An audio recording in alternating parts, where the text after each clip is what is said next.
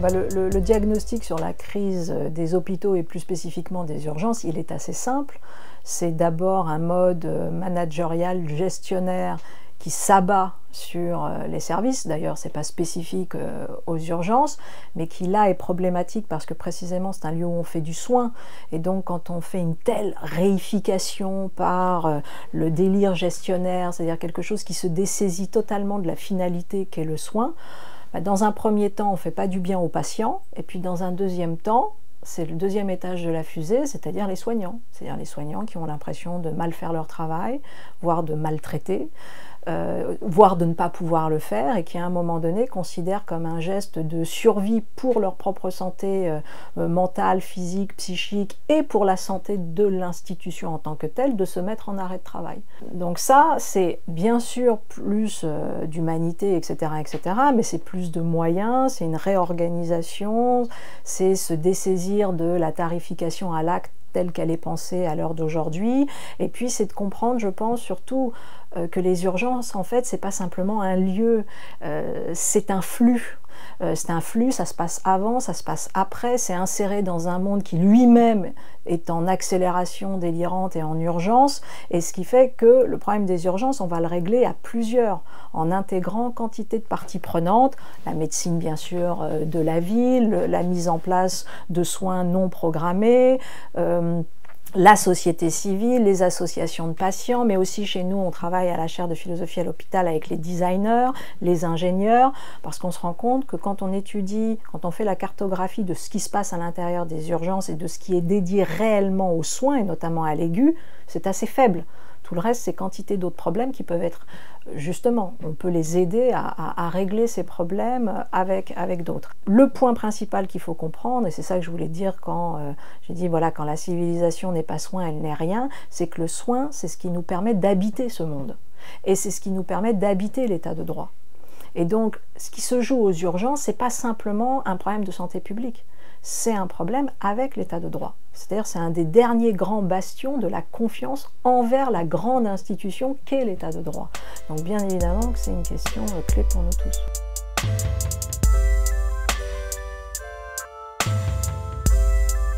Alors il y a deux questions. Il y a la question de la vulnérabilité qui de fait est croissante.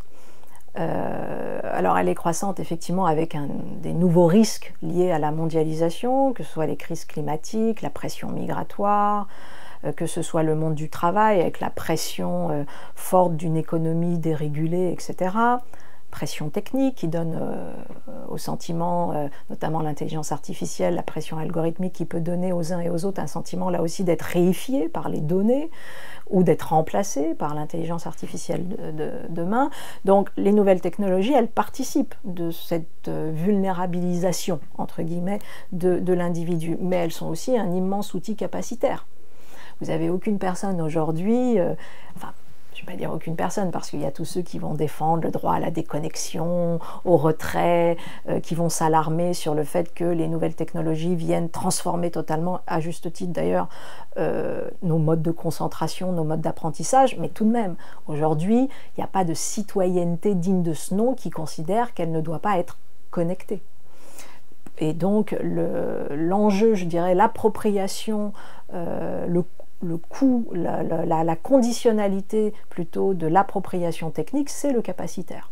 À partir du moment où l'individu considère que l'outil peut être capacitaire pour lui, pour sa vie, pour sa famille, pour sa santé, etc., il s'approprie l'outil, et nous, notre enjeu, les structures plus collectives, c'est de rendre capacitaire l'outil, de faire que les uns et les autres qui traversent des vulnérabilités ne restent pas coincés dans cette vulnérabilité, mais précisément, grâce aux nouveaux outils, les traversent. Parce que c'est ça en fait l'autonomie.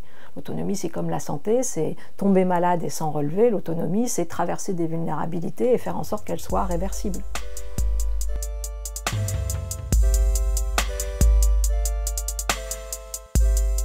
Ah ben là, je dirais, c'est un des grands territoires d'espérance. intelligence artificielle et santé, c'est de l'aide au diagnostic, qui est déjà supérieur, c'est de l'aide au pronostic, qui est déjà supérieur, c'est de l'aide à la prévention, c'est toute la médecine de précision, c'est toute la robotique chirurgicale ou celle de l'empathie artificielle, c'est de l'aide sur l'épidémio, tout ce qui est analyse, volet populationnel, etc.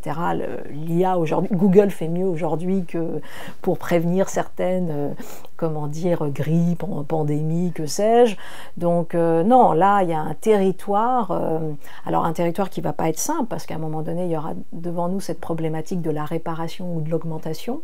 On a beau dire ce qu'on veut et se moquer du transhumanisme et des délires transhumanistes, non, il y a comment dire, une frontière entre le pathologique et le normal et la réparation et l'augmentation qui est de plus en plus compliquée.